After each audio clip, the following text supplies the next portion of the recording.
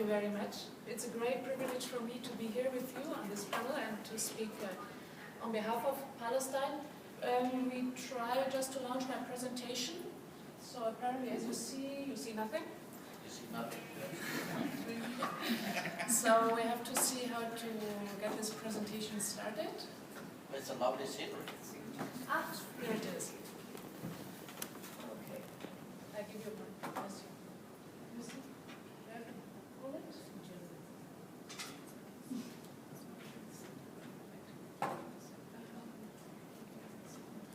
You want to extend it? It has it will. There it is. Okay. It's doing a level best. Yes. Yes.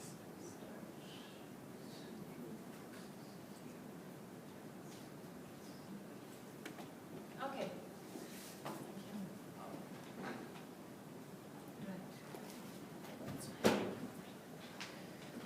Well, as I was introduced, I'm part of the Geneva International Center for Justice. It's a privilege for me to be here with you. I'm not a legal expert as some others on this panel, but what is my task here is to talk about the situation of the Palestinians who, as it has been said already, is one of the classic cases of the denial of self-determination. I have been to Palestine last year twice. I've seen the situation on the ground. In Geneva International Center for Justice, we are in daily touch with the people on the ground. And what I would like to do is to present you the human face of the denial of the self-determination and how it looks like on the ground. So, continue. It doesn't. Oh. Well, I think this map is very familiar to many of you, but it demonstrates the lack of self-determination for the Palestinians here. As you have seen, before 1946, there was... Well, you come here to see it. That's great.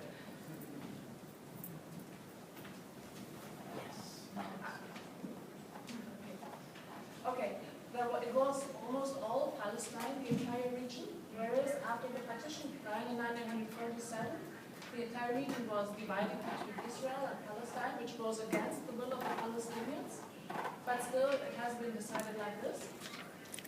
Well, after the war in 1967, it has been further divided, and the entire West Bank has been occupied. While it continues under occupation, the lack of self-determination has still increased. So today's situation, what is actually under Palestinian control, you see on the right side of the panel. And I think this is a very, well, it really illustrates the effects of the denial of self-determination under occupation. What is the denial of self-determination? What is the face? What do we talk about? What do we report on when we speak about Palestine? There are three aspects. One aspect is the continuing occupation, of course, of the entire West Bank until this day, since 1967. The second phase of the denial of self-determination are settlements and the creeping land annexation linked to the existence of settlements. And the last point that is very important is the psychological aspect, which is the lack of identity for the Palestinians. And this is something I've seen on the ground, talking to the people, and I've seen the suffering of the lack of identity. I start with occupation. So what does occupation mean? Occupation for the Palestinians in first place does mean heavy military presence. After I've been to West Bank, I was traumatized, I have to say. I wasn't there very long. I went there each time for maybe 10 days. But I can tell you that after I came back, I was traumatized. I was scared every time I saw a soldier. Now imagine people are growing up in this situation. They face it every day. How must they feel? So this is one part, which is very, very important. The second thing is demolitions. under occupation, many Palestinian houses are demolished, so they cannot determine where to live. And the third thing, of course, is heavy restrictions on movement throughout Palestine. Palestinians cannot move everywhere. They cannot even go to Jerusalem if they want to. So that is very, very important. Let's see how it looks like, the military presence. This picture has been taken by myself in Hebron in 2012. It was a very simple situation. We had a conference and came back from lunch. And after we came back from lunch, Solly took the identity cards from some people, just didn't give it back. People complained, and just because they complained, they got arrested. So of course, more people complained, more people got arrested, and out of sudden, the entire situation escalated. And this was in front of my eyes here. I can tell you, I was completely traumatized by this situation because it was so unnecessary. But this is the daily life under occupation, the military presence everywhere. And nobody can ever be safe. You cannot feel safe under occupation. The second thing are, of course, the checkpoints. The entire West Bank is full of checkpoints. In February 2013, there were 98 fixed checkpoints all over West Bank. 58 are internal checkpoints, which are all situated within the West Bank, and around 70 checkpoints are in Hebron. These checkpoints are staffed, but they are also closed. Well, of course, this has an impact. The checkpoints to Israel, everybody knows the workers, Palestinian workers that want to work in Israel, they have to stand up at 3 in the morning if they want to be on work on time, which may be 8 in the morning. This is daily, daily, daily, daily. The second thing is medical urgencies. I have visited families that have lost children because the ambulance didn't arrive on time. A woman told me that she was pregnant with twins and she had to walk down to the checkpoints because under occupation and with checkpoints, the ambulance was not allowed to pass. So this is another aspect of the military presence and checkpoints. And as you see here, even little children, this is a checkpoint I have almost daily passed when I was in Hebron. And this is a normal checkpoint, and it is completely unnecessary. It is in the heart of the city, but you could equally, if you want, you could equally walk around, make a detour of about 10 minutes. So it's unnecessary. It's in some way, it's just there to annoy the Palestinians. And if you read the latest book of Breaking the Silence, which is our harsh logic, some of you might have heard about it, it precisely describes that the presence of checkpoints is very much made just to make life impossible. So I just encourage you to read this book as well. So it's hard to read, but it will open your eyes. Demolitions are another aspect of the occupation. The Israeli human rights organization B'Tselem just said in 2013 there have been already 139 housing units demolished, which left 306 people homeless, among them 176 minors. These house demolitions have often come by surprise. When I was in Hebron, I met Hamid Kwasme, who is working for the Office of the High Commissioner of Human Rights, and he told me about the practices of demolitions. He said to me, Daniela, it's very simple. They go to faraway villages, but these people are illiterate, are very simple. They bring the demolition order. They are supposed to deliver it. Since there is nobody on spot who could read it, they just place it behind a stone and leave. They take an evidence picture and leave. Then one day you see the bulldozers, they demolish the houses, and the families don't know where to go. There are other cases when children came home from school and stood in front of their demolished houses. And the Geneva Conventions demand that appropriate housing is provided for people that are displaced. This is not the case for these families. This is another aspect of the occupation. Recently, we also issued an urgent appeal or a report on the firing zone 980. This is a firing zone where about 1,000 Bedouins shall be expelled for military training reasons. So at the moment, the decision has been postponed, but since many years, the case is pending. So these are all aspects of the occupation.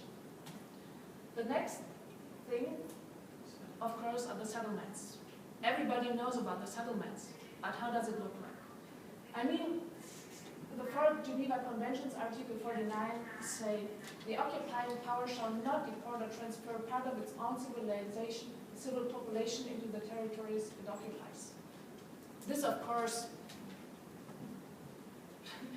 what happens in West Bank is in contradiction to the Geneva Conventions, but Israel continues to bring in settlers to West Bank. So at present, there are about 250 settlements in the West Bank, including East Jerusalem. The number of settlers in the West Bank is about 520,000. So 200,000 in East Jerusalem and 320,000 in the rest of the West Bank. And most of them in Area C. So in Area C is under full Israeli control. According to the Oslo agreements, the entire West Bank has been divided into 3 zones. Zone A is under full Palestinian control, which is mostly urban areas. It's 18%. Area B is under mixed control, which is 22%, and 60% of the entire West Bank are Area C, which is under full Israeli control. Most of the settlements are located in Area C, and in general, they start just like a small outpost, which is not demolished, which is protected by military, and which more and more becomes a village. I've seen the village in Kiryat Arba, the settlement in Kiryat Arba, it's about 30,000 people, so it's entire towns. This is part of the Crimean land annexation under occupation, and is part, of course, of the denial of self-determination. On a small scale, for example, in Hebron, it looks like this. You can see how the Israeli settlements are in blue. And Hebron is a special case because the settlements have been installed in the heart of the city. Inside Hebron, there are about 600 settlers living there, with a military presence of about 1,500. These soldiers are there all around the clock, just to protect the settlers. The settlers are in Hebron because Hebron has a religious value for the Jews. And the settlers think they have the right to live there. But it means, in practice, that the entire life of the Palestinians in Hebron is affected by these settlers and by the military presence. This has as a consequence that there are checkpoints throughout the city, that the main market street of Hebron has been closed in favor of the settlers. There have been over 1,000 shops have been closed. Many families displaced. The families don't even have the right to leave the houses through their front door. They have to climb over the roofs in order to reach their homes. So this is the result on a small scale of Hebron. So this is the impact of settlements. Settler violence under occupation. The military is there to protect the settlers. Officially, they are there to protect both Palestinians and Israelis. In practice, they protect the settlers. You have, in West Bank, you have a double law system. You have the military law, which applies to Palestinians, and the civil law, which applies to Israelis. Which means, against Palestinian children, they can be arrested from the age of 10 years old. Israeli children from the age of 12. Settler violence is another thing. One Palestinian child that throws a stone will find itself in prison. But this is Hebron's Shohada Street, where the 600 settlers live. Actually, they overlook the market street. the other part of the market street. And this is what they throw on the head of the Palestinians. This is garbage. So this is just a closed area, but they are also overlooking the market street where the real markets. By now they have covered the markets because they throw everything, boiling water, oil, garbage, everything on the head of Palestinians without any punishment. And reports just show that it is basically to expel Palestinians from the area and make their life impossible. And this is under occupation. Here you see Hebron's Shuhada Street, which by now is empty. It was the main market street of Hebron. This is how, under occupation and with the denial of the right to self-determination, life ends up. An example is the Rajabi house. The Rajabi house was built by Palestinians, and before Palestinian families could put in their windows, settlers moved in. They claimed to have bought the house, but apparently it is very obvious that the documents were forged. International organizations, especially the Christian peacemaker teams, worked hard to get them out. Before they got them out, settlers burned all olive trees around, just to make it impossible, just to punish the Palestinians for being expelled. They assaulted Palestinians. Finally, they had to leave the house, but soldiers moved in. When I came at that time here, so it was also, it's my picture, there were soldiers in it. By now, the case is pending again. So since there was a case on the 2nd of September, but the court postponed the decision. But at the moment, at the present, settlers are pushing, they want to come back. It's mainly right-wing settlers. The last example for today, this happened this week. I just want to read it because it's a friend. Well, it exemplifies the occupation.